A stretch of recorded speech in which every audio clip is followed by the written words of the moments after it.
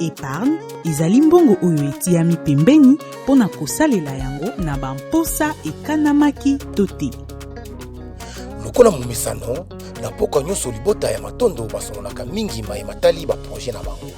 Eyenga akaboli experience ya boteki na ye mpo yango nde esala ete akoka kobomba misolo mpe apesi na libota na ye likanisi nini oyo bakoki kozwa mpona kobombaka mbongo ya kosomba lopango na bango. Batali ba dépense na bango mpe bakani kokitisa misolo ya communication na bilamba. Bamoni ete likanisi oyo ekosalisa bango bamatisa épargne na bango na sanza nyonso.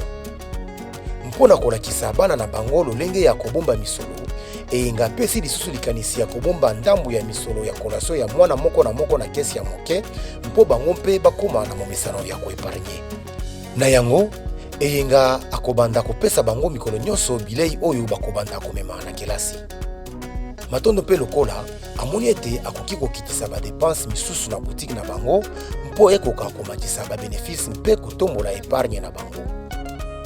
Likanisi liye lisungi bango komatisa épargne na bango mpe kopesa na bana na bango libaku ya koyeba kobomba mbongo ya kolation oyo bazwaka mikolo na mikolo.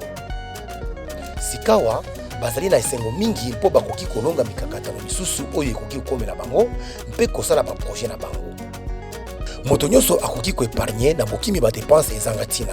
Salaka yango mingi mpenza mpona komisunga mpe kokokisa baproje na yo. Message oyo epesameli bino na FPM elongo na Visa. Salela misolo malamu mpona lobi ezala malamu.